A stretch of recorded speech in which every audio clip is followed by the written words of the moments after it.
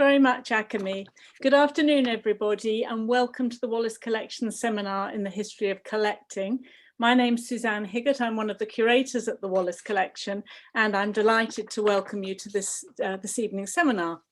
It also gives me great pleasure to welcome today's speaker, Dr. Simon Kelly.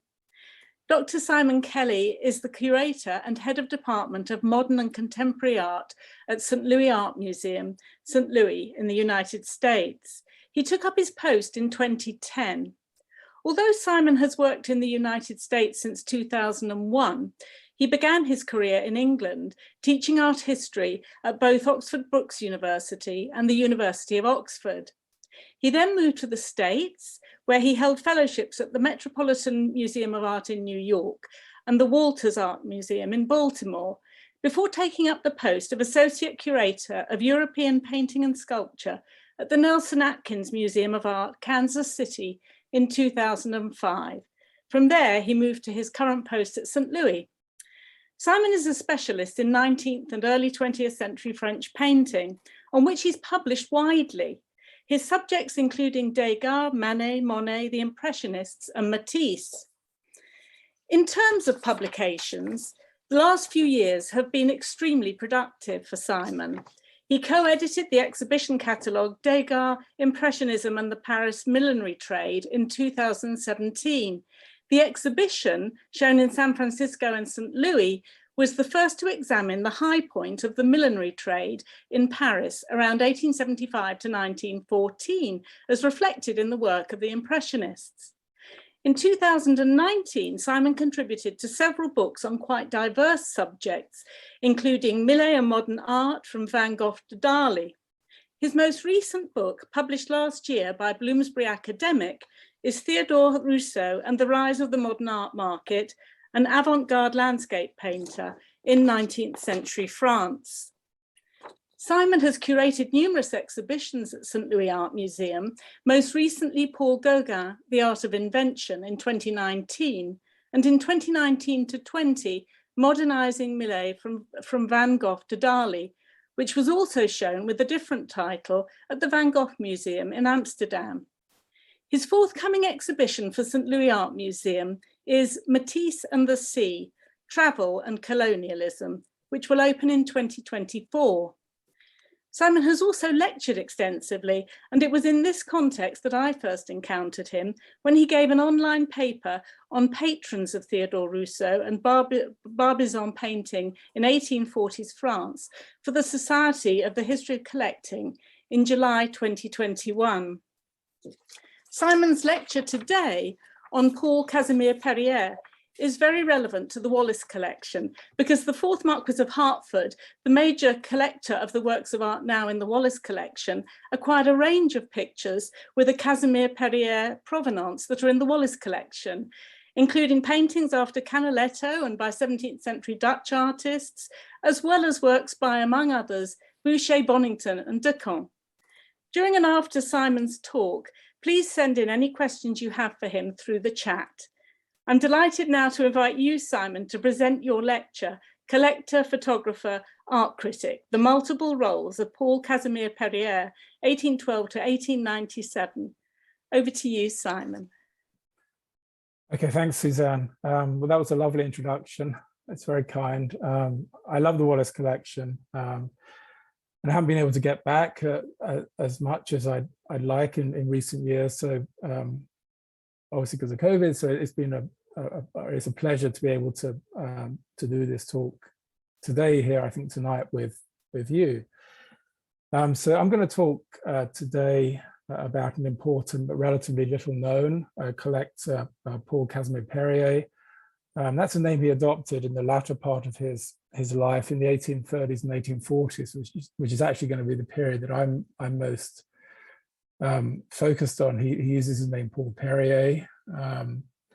I want to argue that he's a key figure in an emerging tradition of avant-garde patronage in the 19th century, a key figure in offering support for art that challenged convention in its anti-academic finish and innovative paint application. And I want to argue that the 1840s is really a key decade in the development of this avant-garde narrative. There's been a lot of, in terms of what the avant-garde means and the contribution of artists around this time, there's been considerable discussion around the contribution of Delacroix and Courbet, but less attention given to the Barbizon painters in terms of their development of new subjects and new techniques. And that's something I'm interested in. And a number of the artists with whom Perrier was working, Théodore Rousseau, Narcisse-Virgile Diaz de la Peña, Alexandre-Gabriel Decamps, Jules Dupré, were using actually really interesting inventive techniques, use of the palette knife, large-scale work produced outdoors. So I think they have a contribution in terms of the ongoing story of the avant-garde in 19th century France. And then, of course, what is the role of Perrier here? So I think, going back to my early work back when I was in Oxford, I was always interested in the role of patrons and collectors when I was working with Francis Haskell and John Whiteley and Linda Whiteley, and thinking about the kind of support structures that they provided for artists in association with critics, of course, thinking about the networks of critics and collectors. Théophile Torre is somebody who I've worked on in terms of the creation of this inventive art. In a sense, you could argue that a collector or a patron like Perrier, who is so invested in the art of his artists, is really a creator of the art as much as them. So I'm going to talk more about Perrier, of course, but just to sort of recognize that he was a key collecting figure within this community, and working and spending time with the artists, whether that be at L'Île Adam, which is a colony of artists to the north of Paris, or periodically also at Barbizon. And in focusing on Perrier, I guess I also want to try to shift the narrative a little bit in terms of the discussion of the avant-garde and innovative collecting of contemporary art in the 19th century. I sort of moved it a little bit earlier. There's been a lot of focus recently on the 1870s and Impressionist collecting. I remember attending a fascinating symposium, I think in November 2020, called Collection et l'Impressionnisme, which I know has resulted in a publication organized by Ségolène Lemaine and Félicie Lemaupieu. That was a fascinating symposium. Came up with a lot of really interesting insights. But one thing I'm interested in doing is sort of pushing the discussions a little bit earlier into the century, and thinking about how some of those narratives can go back really as early as the 1840s. So who was Paul Périer? He seems to have been a rather self-effacing character. He wrote in 1848, quote, "I've always had little inclination to promote myself. I have made numerous and difficult sacrifices as a result of this." And I think that kind of self-effacing character is reflected in the fact that there are actually very few known portraits of him. If anybody finds one, please let me know. I'd love to find more, but this is one of the few. It's a later portrait based on a photograph of him. It was published when he was actually 75 years old in 1887. But it's perhaps all the more surprising that there aren't more photographs, because he was, as we'll see, a noted photographer. He really made a name for himself with his photography in the 1850s.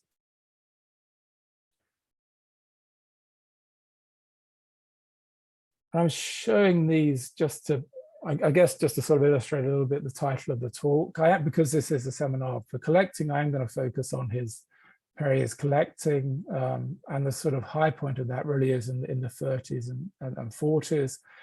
But his later photography, he really is a fascinating photographer, and he's starting to get more attention for that. And it's interesting to see that there's a large number of his works in the Getty. Certain numbers in the National Gallery of Canada in Ottawa, or the Cleveland Museum, but they're still being discovered. And then also later on, he's quite a significant, not just a photography critic, but also art critic. And those elements also give some kind of extra insight to his earlier collecting taste.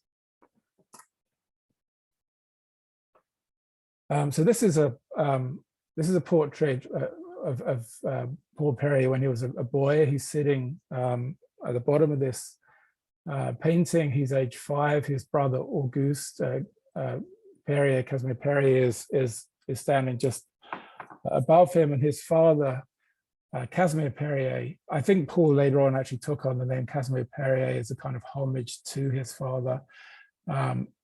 But his father was actually an incredibly important person in early 19th century France, and you get a little bit of the sense of the affluence and wealth of the family from which Périer came in this portrait by Louis Herson.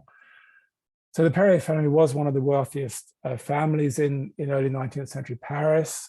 They made their money principally through banking. The family had established itself in the mid part of the 18th century, actually in Grenoble. But it was Casimir-Périer, Paul's father, very much a successful man of business who really developed the wealth of the family through various financing activities, expanding the Périer Bank, and really supporting the expanding industrial revolution in France, particularly supporting mining activity in northern France. Now, the family actually acquired the enormous chateau of Vizille in southeastern France. That they bought in 1780. It remained in the family until the end of the 19th century. It's now the Musée de la Révolution Française. It's a fascinating place to visit. I have visited it, and there is a significant archive in the family, but there's actually surprisingly little about Paul. And Paul seems to have fallen out with his mother, an elder brother, at some point in the 1850s. There's a letter in 1855 which speaks about Paul's kind of heartbreak at that. But I think the result of that is that there's relatively little correspondence around Paul in that family archive. Here's another portrait of Paul's father, Casimir-Périer.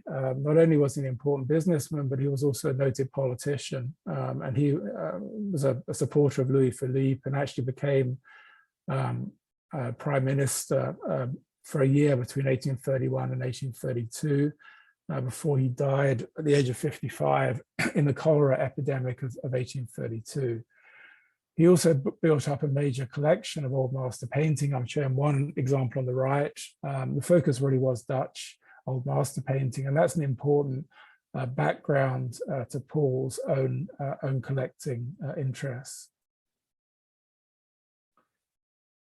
So when Casimir-Périer died, he passed on considerable wealth to his 2 sons. There's some debate as to how much wealth that actually was. An obituary in the Journal de Rouen in 1832 said that he left 40 million francs, which was to be shared between his 2 sons. There's also a document which is published in the biography of Casimir-Périer, written by Madeleine Bourset, which provides a more moderate number of 4.5 million francs, which was shared between the 2 sons. But whichever it was a very considerable amount of money, which Paul was able to use to really, fulfill his interest and fascination, really first of all with old master painting. And so I'm going to talk, before I turn to his collecting of contemporary work, the essential prelude to that is to look at his collecting of old master painting. And I'll show you 1 or 2 highlights.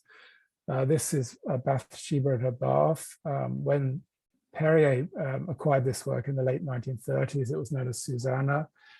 And it's one of a number of important works. It was really in the late 1830s and the early 1840s that he developed his collecting in this area, which, as I say, underpins his collecting of contemporary art.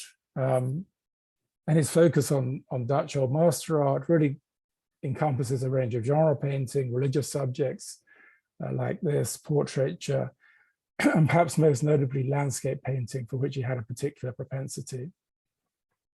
So I think this is really one of Rembrandt's most impressive nudes. It later enters the Lacar's collection, from where it goes into the Louvre. And it sort of speaks in many ways to the fascination with Rembrandt's technique around the 1830s. Périer is very well connected with artistic circles, and artists like Rousseau and Richard are fascinated by Rembrandt's technique and trying to sort of understand the complexity of his glazes, or what the critic Gustave Planche called the eternal beauty of his lights and darks.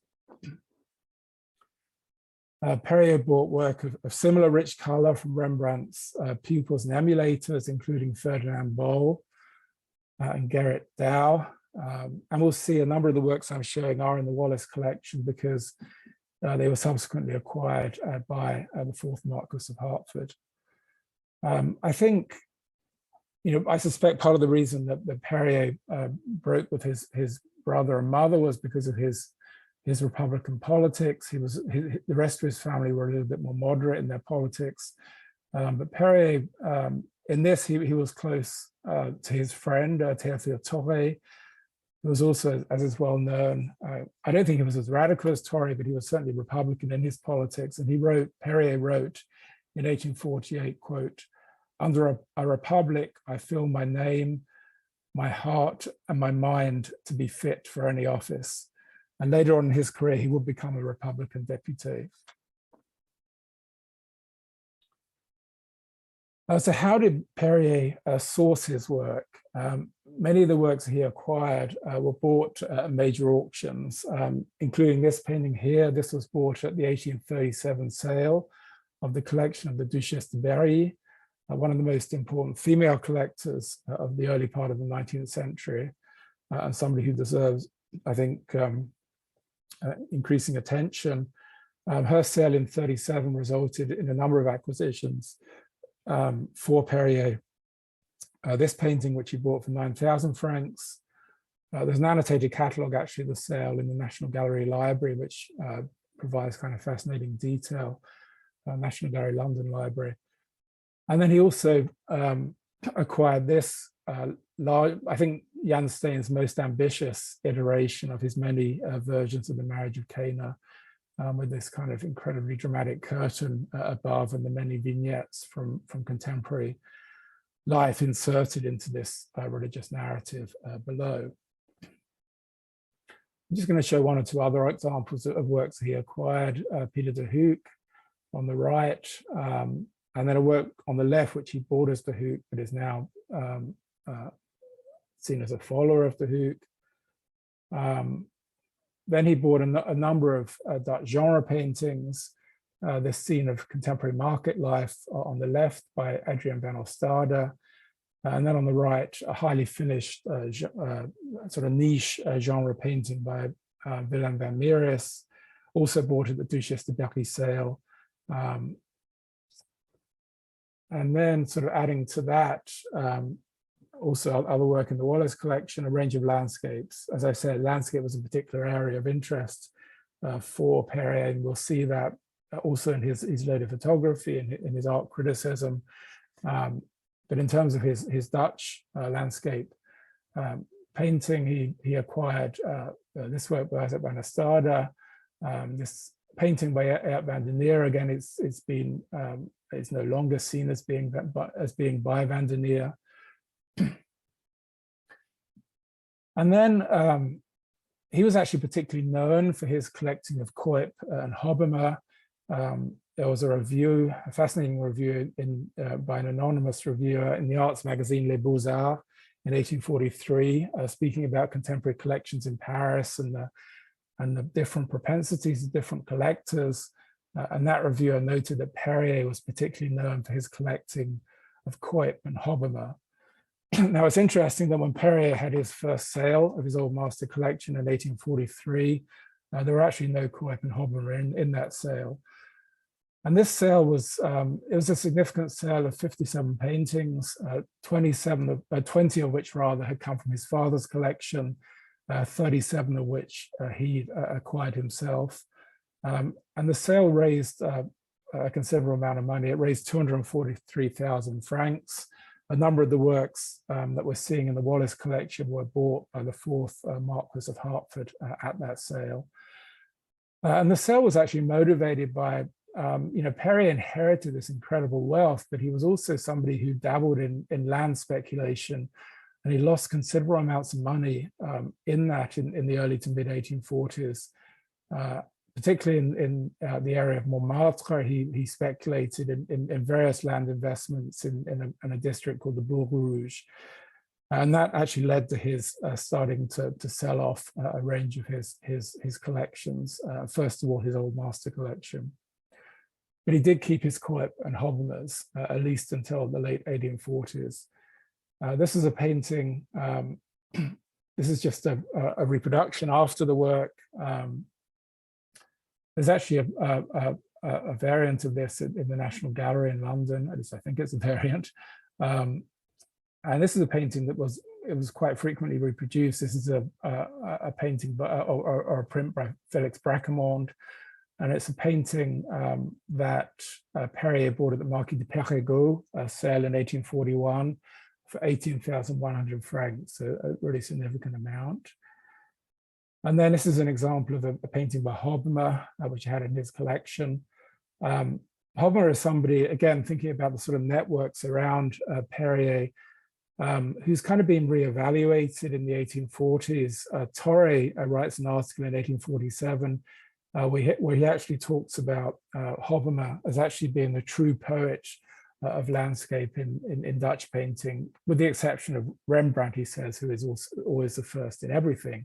He sees Hobbema as having a more poetic quality to his work than Ruysdael, which is actually quite something, because Ruysdael was also an important part of Perrier's collection, and somebody who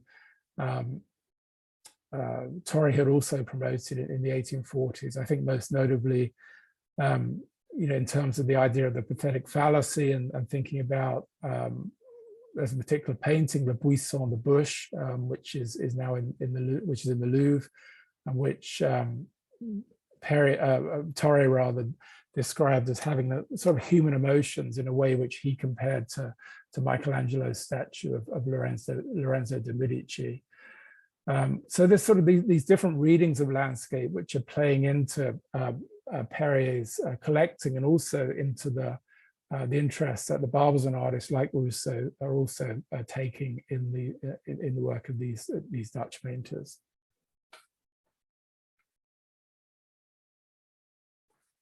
So Suzanne mentioned Boucher.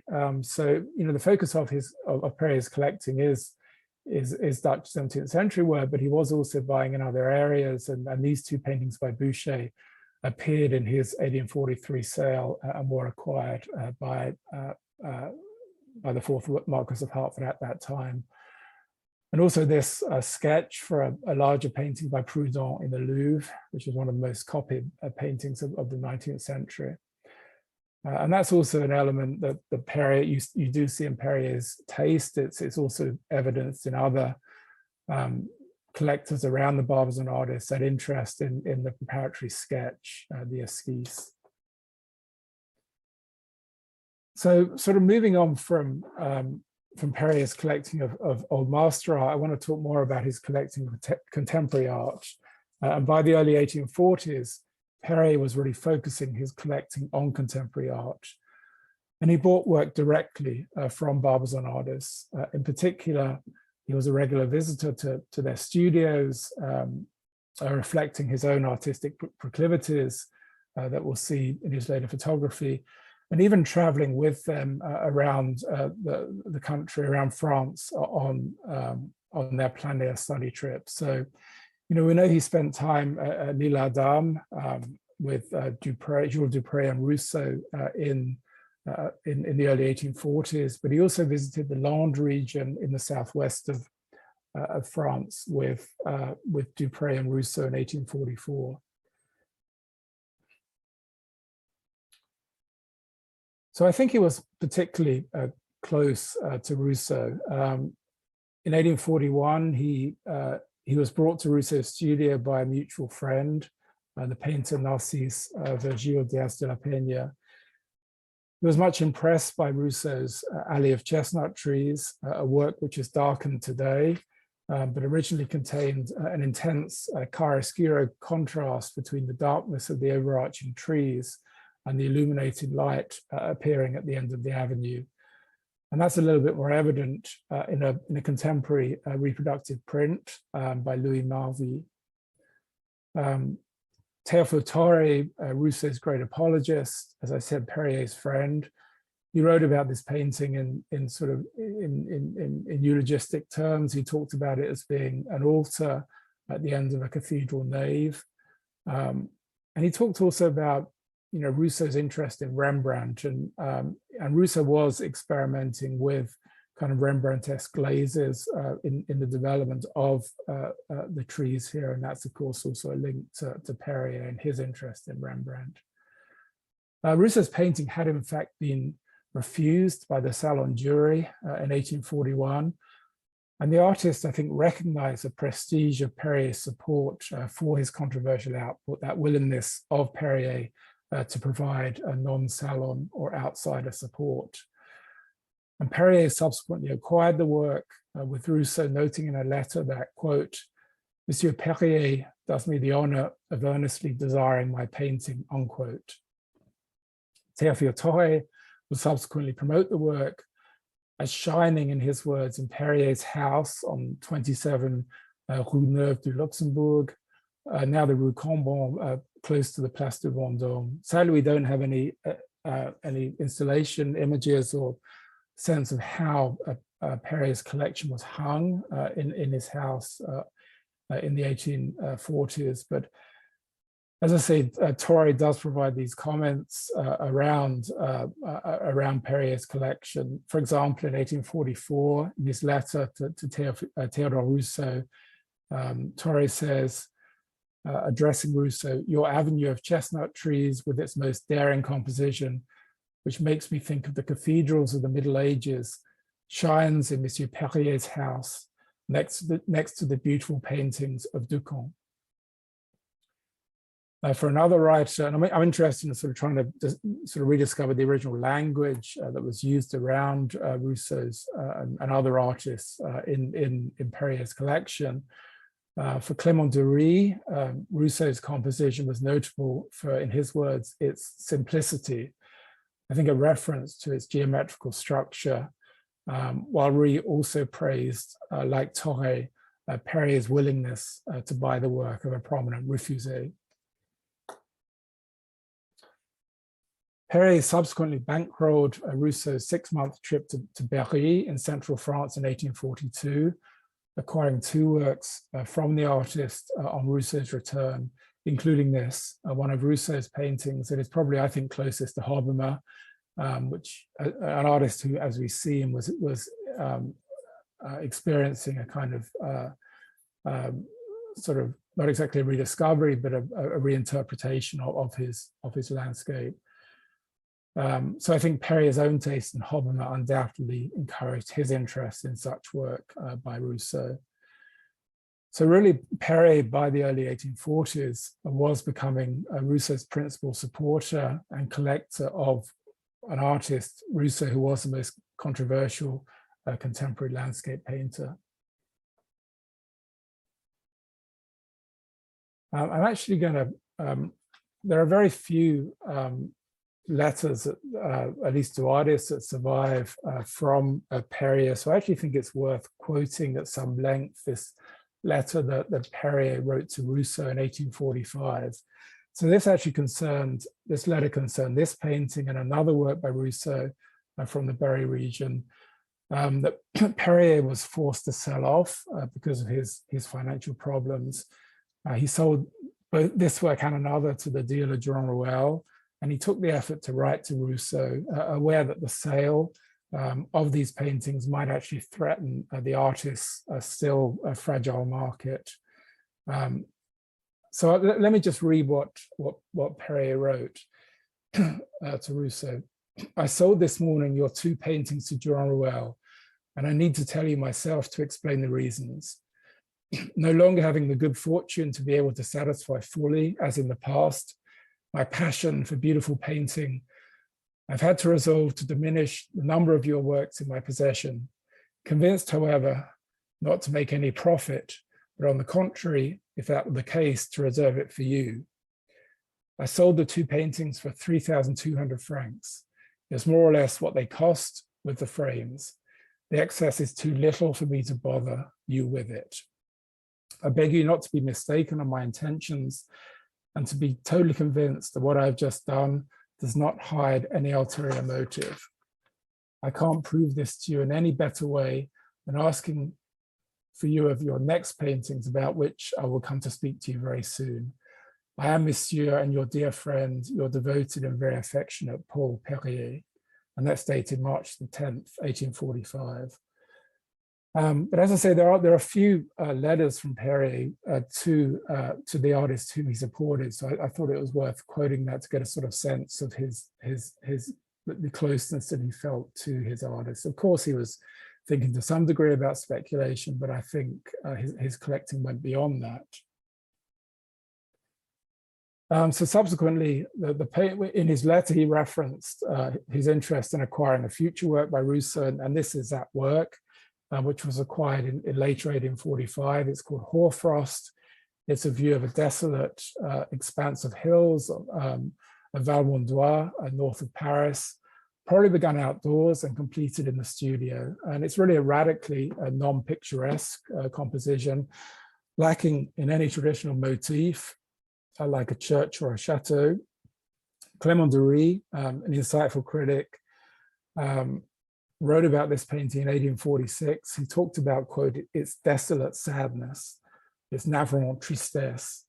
And he compared this picture, in his case, to actually to Ruysdael's Buisson de Bush, the painting that I mentioned before in the Louvre, that was often commented on by critics like Torrey and Dury.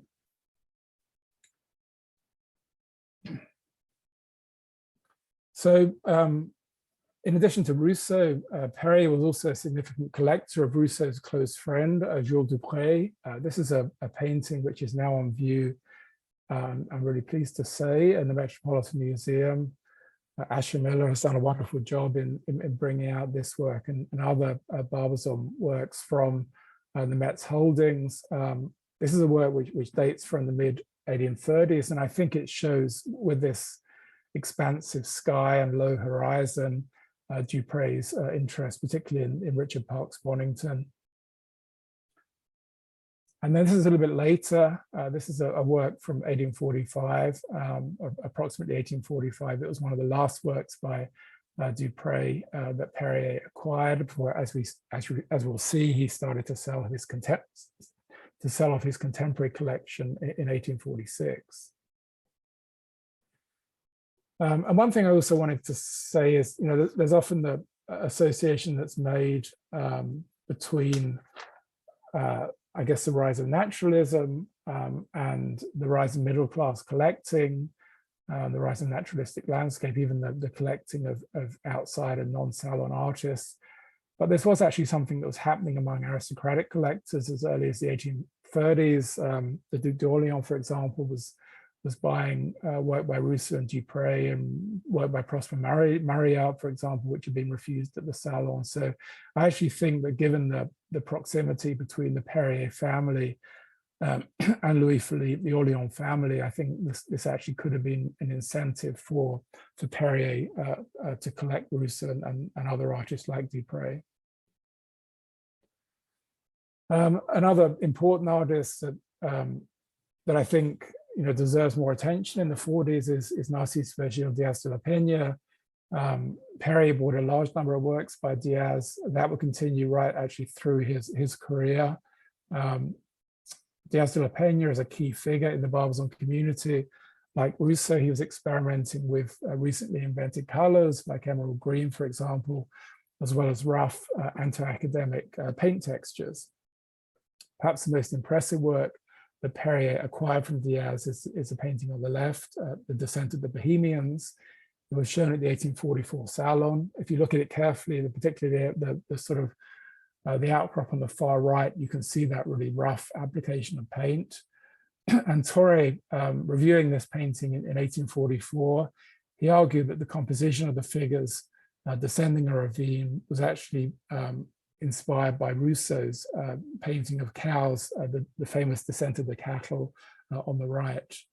In Torre's words, Diaz replaced a sense of melancholy in Rousseau's painting with his own sense of joy in Torre's words.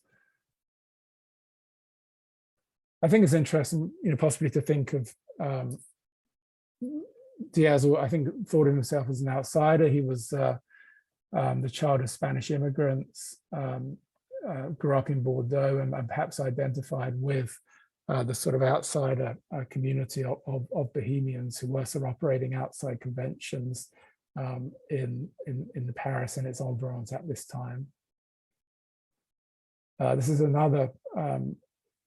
This is actually a later variant of a painting of the Maléfice that Périer bought from Diaz around this time. And then he acquired a number of sous-bois. Diaz was particularly known for his sous-bois images, painted in the forest of Fontainebleau. And this is one of several that Périer acquired. And often these works really provided Diaz with the opportunity for inventive brushwork, actually pretty dense, flattened spaces. These are the kind of works, and also, work like the Descent of the Bohemians, that Torre described as being, like, in his words, a pile of jewels. So really having this kind of jewel-like quality to them. And then the contemporary artist who is most extensively represented in Périer's collection is Alexandre-Gabriel Decamps. This is a caricature of Ducom from the early 1840s.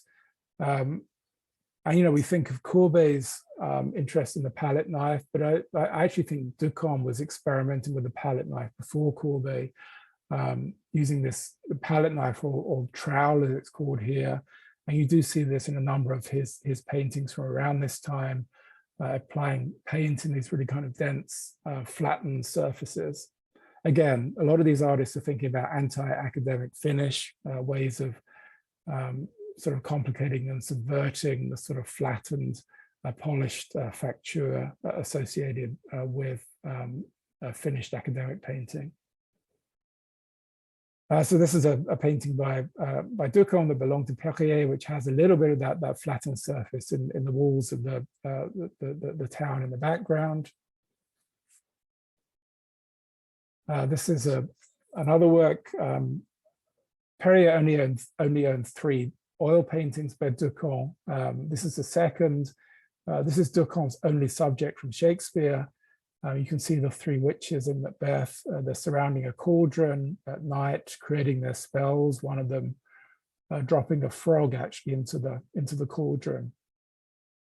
And we know that in 1846, Torre described this work as, quote, a fantastic composition with a light effect and background lightly sketched in the manner of Rembrandt. So again, thinking about that connection between Périer's interest in contemporary work and his old master collecting of artists like Rembrandt. Now, Périer's most ambitious collecting of Ducom, however, focused on his watercolors. And this is one of the large scale ambitious works out of school, a variant on an oil painting in the Louvre that he acquired. This is actually really interesting painting. Again, it has a sort of Rembrandtesque quality. It speaks to the time that Ducom spent in Turkey in 1828 and 1829. He spent about a year there, particularly in the town of Smyrna.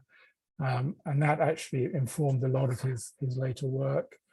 Clément Dury, when he wrote about this work in 1846, he described this painting, or this watercolor rather, as having, quote, qualities of transparency and solidity of color almost equal to oil painting. So it does have a kind of, the use of the body color and gum varnish, gum arabic rather, does give the painting almost a quality, a richness of oil.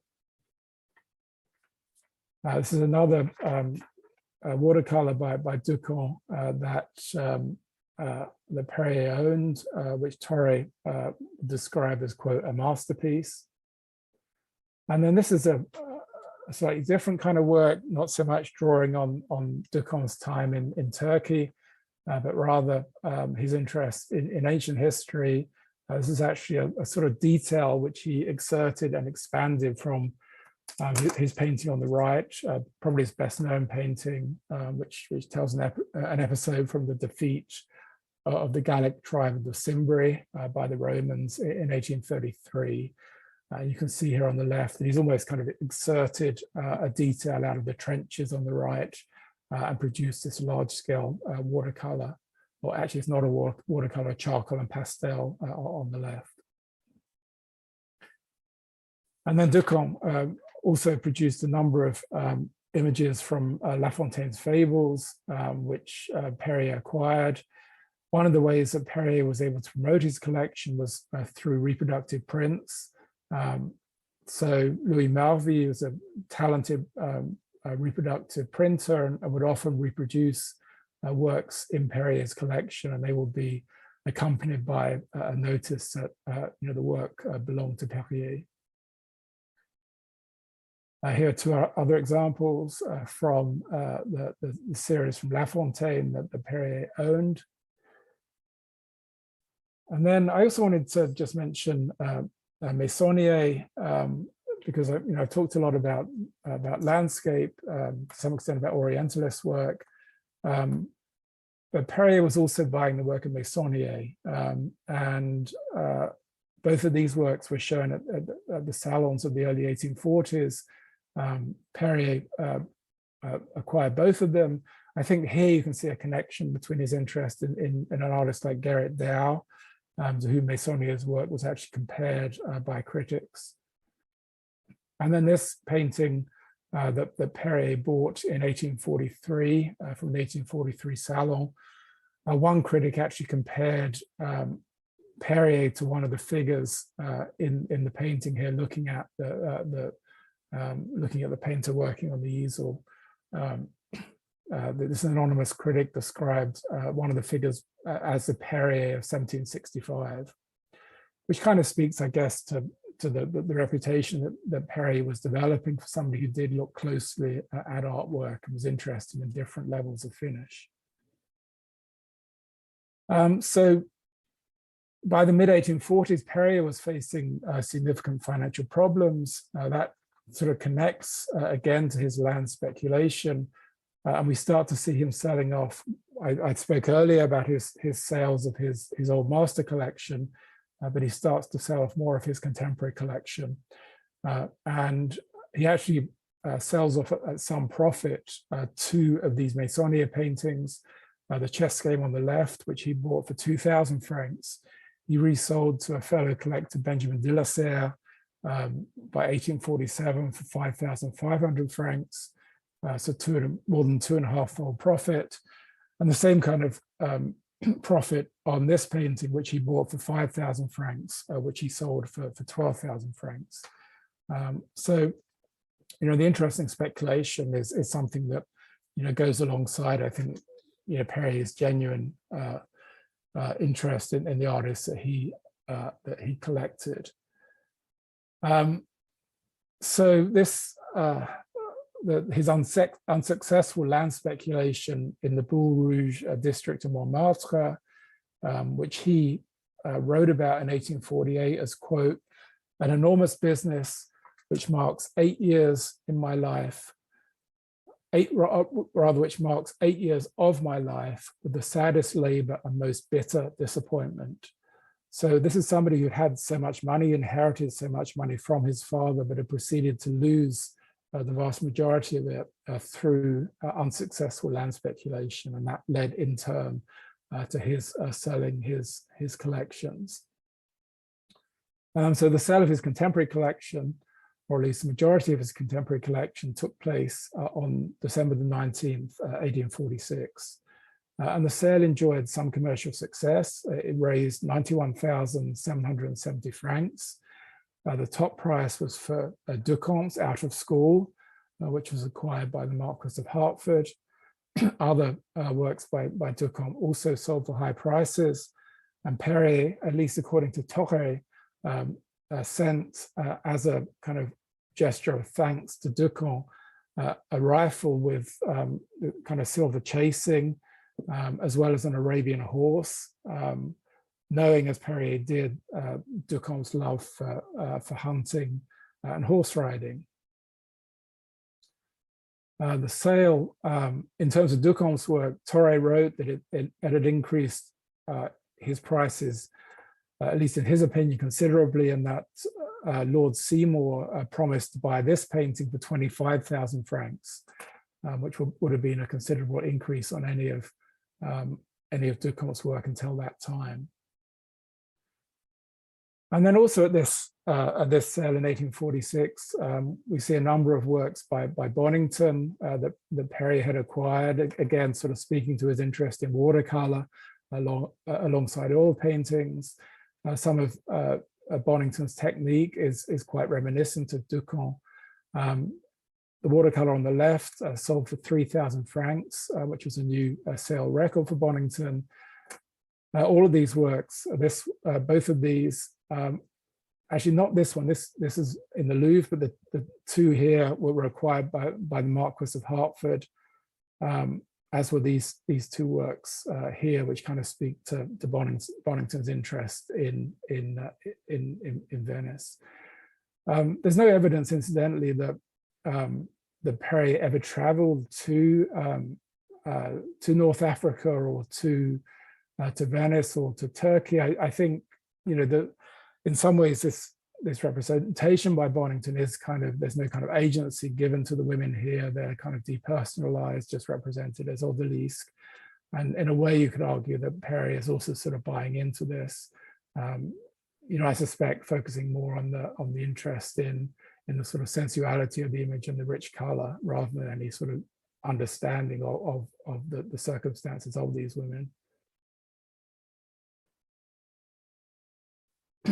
So Rousseau's two paintings at this sale were actually brought in. So despite the success that Perrier enjoyed for other works, these two paintings were not sold. So just to look a little bit more at the sale results and the commentaries, Diaz's painting, the Descent of the Bohemians, that sold for 2,900 francs. That was over or approximately twofold what Perrier had paid for it. So he was enjoying, with some exceptions, some good returns on his works. Rousseau's works didn't sell, but they did enjoy another kind of sort of agency, which was very favorable critical reviews, particularly from Théophile Torre and Clément Dury. Torre had indeed earlier tried to buy Perrier's collection from his art dealing agency, the Alliance des Arts. Torre, here's a later photograph of him and then a caricature from the early 1840s. He noted that the sale, in his words, was a great success for the school of true artists. And he praised the success of the anti-academic work that was on view. In his words, as he noted, quote, "A watercolor by Monsieur Ducom sells for 8,000 francs. That's a reference to Out of School. While famous paintings by the academic school don't sell for even 1 louis. And 1 louis had a value of approximately 20 francs at this time.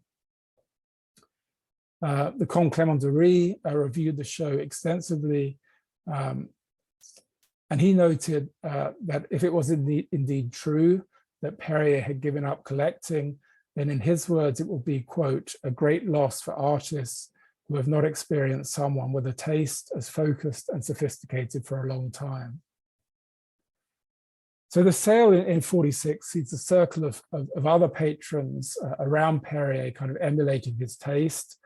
A young collector like Henri Didier buys work at the sale. Also the operatic baritone, Paul Périer, Louis Véron, who was a newspaper proprietor. These are all figures who are in the circle of a number of the Barbizon artists, and continue to buy from them. I put in an image of the fourth Marquess of Hertford because he was a major buyer at the sale, but he's a little bit different because he wasn't part of that sort of tight community of collectors around the Barbizon artists, but he was obviously significant in terms of the sort of body of works that he was buying. So having talked about Périer's collecting, I'm now going to turn relatively briefly to his interest in photography. He was a prominent figure in the Société Française de Photographie, which was founded in 1854. That translates as a French photography society. He was actually the vice president of the society. And he published an extensive review of the photography on view, the Exposition Universelle in 1855. That is this volume.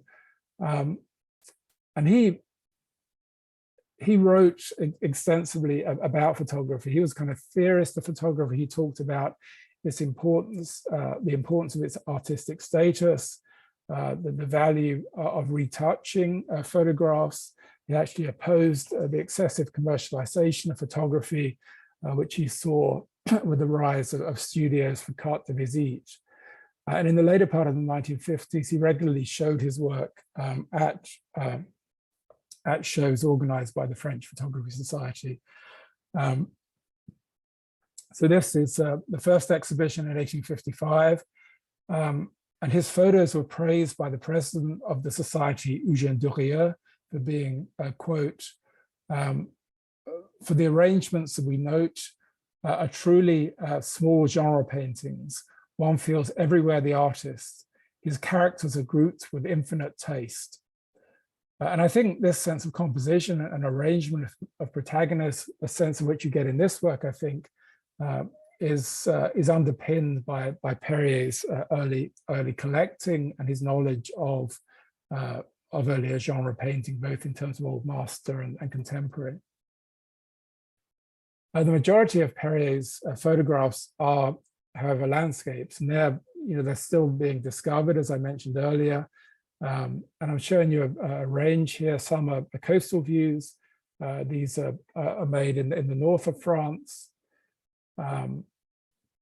The forest here is unclear. It's possibly the forest of Fontainebleau.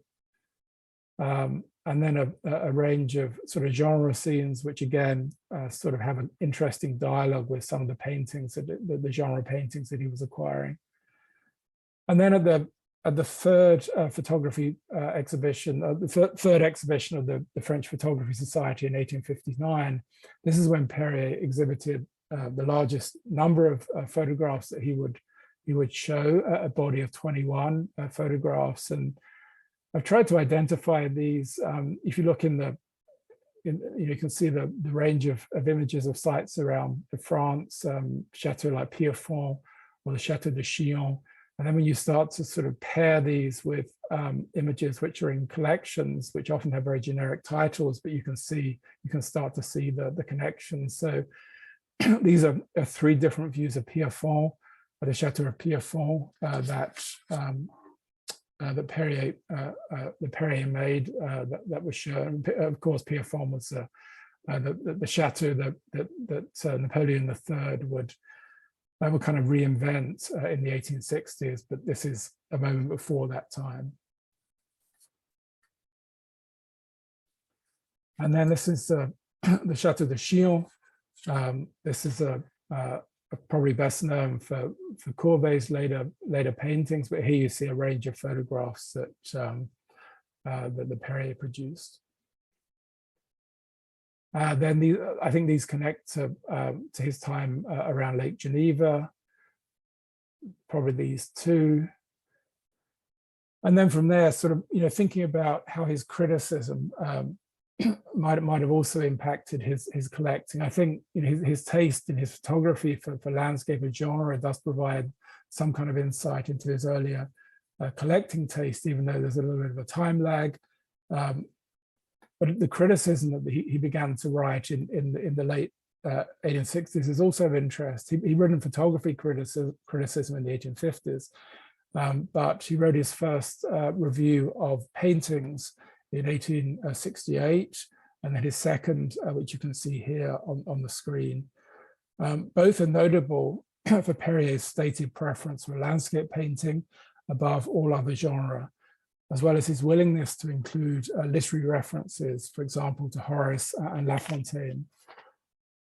He favored the landscape painter Antoine Chantreuil, I think appreciating the dramatic plays of light and shade in Chantreuil's work.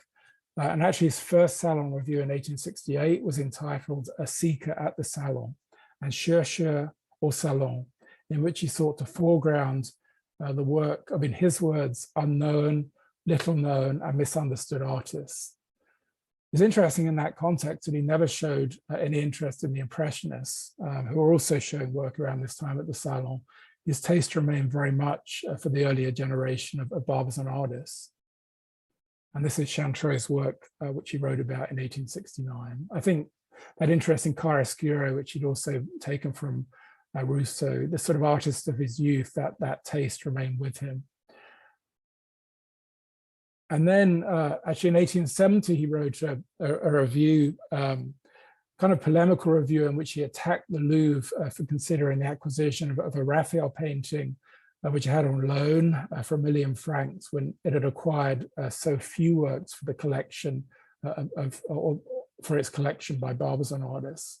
So I think really until the end, he remained true to his tastes for Barbizon artists. So I guess just, to think about concluding here, by the later 1860s, Perrier was no longer collecting significant amounts of work. The most spectacular period of his collecting had been in the early part of his life, in his years up to his mid-30s, between the late 1830s and the mid-1840s.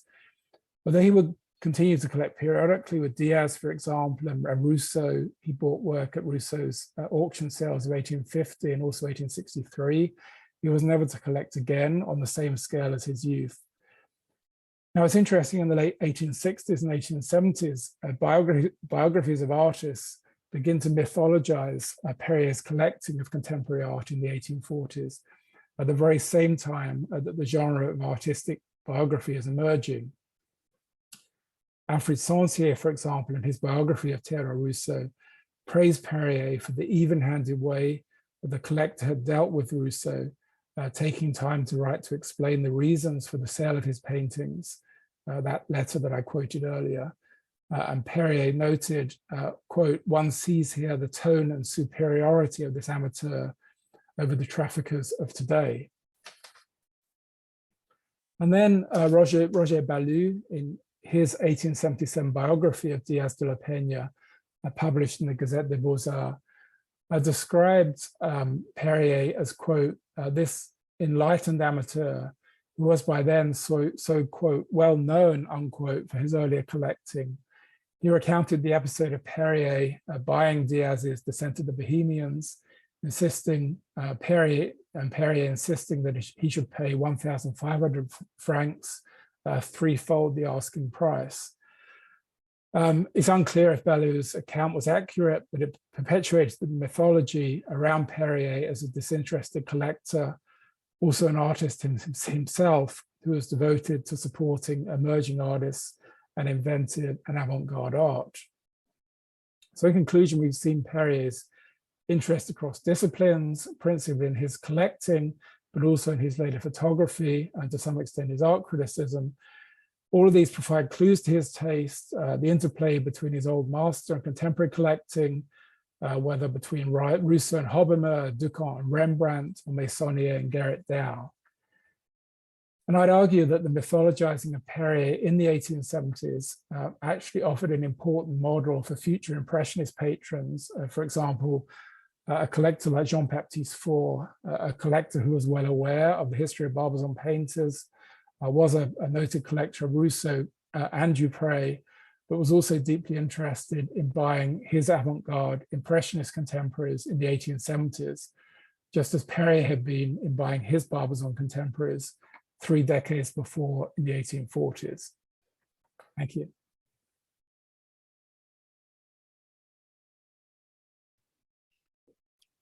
Thank you very much indeed, Simon, for that really fabulous, fabulously evocative, actually, presentation, evocative of so much that was radical and fascinating about the 1840s.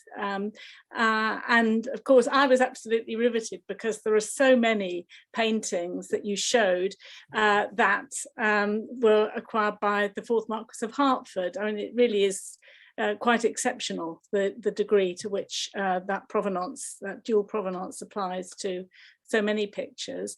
It would be great to have any questions or comments for Simon in the chat. If you'd like to send them in, here we are. We've got a question from Andrew Watson. Did Perrier buy any works by Delacroix? No. That's a good question, Andrew, but no, he didn't. It's kind of interesting that he didn't buy work by Delacroix because, I mean, there are other collectors in the Barbizon circle, something like Paul Collot, for example, who are buying Delacroix, but Perrier doesn't. I don't know the reason for that. I mean, I don't think he had any personal association with Delacroix, and in terms of his contemporary collecting, he often bought from those artists, you know, who were his friends, with whom he was making visits to studios, and he never had that with Delacroix. Really interesting. And I had, while maybe some more questions and comments come in, I had some questions. I mean, do you know whether Casimir-Périer knew the fourth Marquess of Hertford?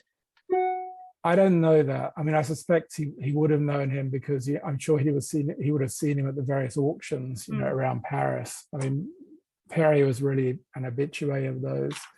I mean, I'd be curious if from your end, if there's any evidence in, you know, of the fourth Marquess of Hertford knowing Perrier, but I haven't come across that in terms of Perrier's correspondence, actually, in a sort of direct correspondence or mentions, but I can't imagine he wouldn't have had some contact with the fourth Marquess of Hertford at some point. Yeah. And I wondered what happened to him during the 1848 revolution.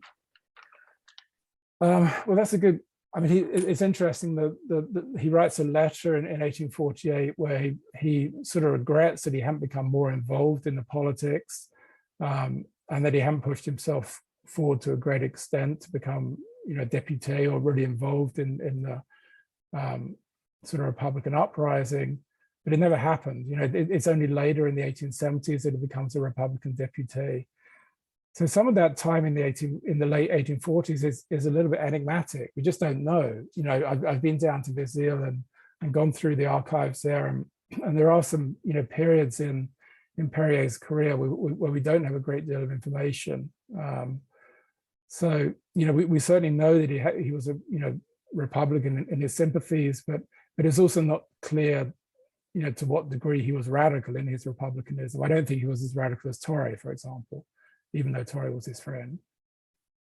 So we don't know whether he left Paris for a while at that point. No, we don't know that, unfortunately. No, that's interesting. And we've got a comment here from Sylvester Chisholm via YouTube, who says, "Well done. Thank you, Simon, for an insightful and thoughtful presentation on the life of a great collector." And if you have any questions or comments, please do continue to send them in through the chat. I wondered if you could say a little bit more. I was very interested in what you were saying about land speculation, because the fourth Marquess of Hertford certainly owned quite a significant property in the centre of Paris, and I was where he had sort of there were retail. His tenants were both retailers and residential tenants, and I just wondered if you could say a little bit more about this land speculation and what it involved. Yeah, I mean, again, there's a limited amount that I've been able to find, but it was certainly in a district of Montmartre, which was called the Boule Rouge district, and that is an area, and there's a series of caricatures around it by Edouard de Beaumont in around 1848. So at this point, I don't know the individual details. Maybe that's something, to explore more in the future, beyond the fact that it led to his losing a considerable amount of money. And he does write about that, that the speculation covered a period from 1840 until 1848. And it did result in his having to sell off most of his painting collections. Yeah, so we don't know whether he was building, building speculatively to have tenants, or what it was. No, not yet, unfortunately. No, that would be quite interesting. That'd be interesting to find, wouldn't it? Yeah. It would. Yes, it would. I wondered, I'm probably showing my ignorance here, but you showed an image from the Musée du Second Empire, and I just wondered where, I don't think I'd come across that. Which image was that? I can't remember. I was just really interested to see the credit, because I think that's the museum at Compiègne. I think. Yes, I've been there. Yes, it probably. I think it probably is. Yes, thank you. I also wondered about to what degree he was interested in Middle Eastern or so-called Oriental subject matter. You talked about it a little bit, but I know. I mean, I feel like, that's interesting, because you see that, particularly in his collection of Ducom and Bonington. But we don't, I've wondered this, did he travel to North Africa, or did he travel to Turkey, perhaps in a similar fashion to Ducom? But unfortunately, we just don't know. I haven't found any evidence that he did. I mean, in a way, it would make sense, given the fact that he did travel. He was interested in travel, but we just haven't found any evidence as yet to kind of substantiate that as a reason for his collecting of that kind of subject matter by Ducom and Bonington. And then, as I was saying, you sort of wondered the extent to which he really understood the complexities of some of these subjects. That's the question of speculation, I think. Yes, yeah, because I was also interested that you mentioned, of course, that Ducom was in Turkey, and at the time when we know that the fourth Marquis of Hertford, who wasn't yet fourth Marquis of Hertford, was travelling. Oh, okay, that's interesting. So I thought that was interesting. I wondered whether actually Hertford might have met Ducom at that time, because he was, also such an enthusiastic collector of works by Ducom. So that's an area, I think, for the fourth Marquis as well, where it would be really interesting to look into. The other thing I thought was quite noteworthy was the fact that Casimir-Périer was having to sell off works from his collection at exactly the same time, more or less, when the fourth Marquis inherited his title and his wealth. Right. So that was quite interesting.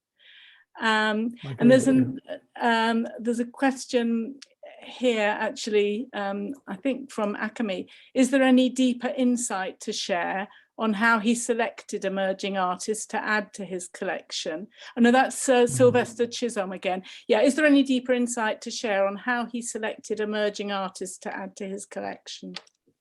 I mean, I think, I sort of balance here between, he came from a business background, and I think, he was interested in the possibilities of speculation. And you look at some of the works that he bought by Rousseau in particular, they escalated radically in price, by the 1870s.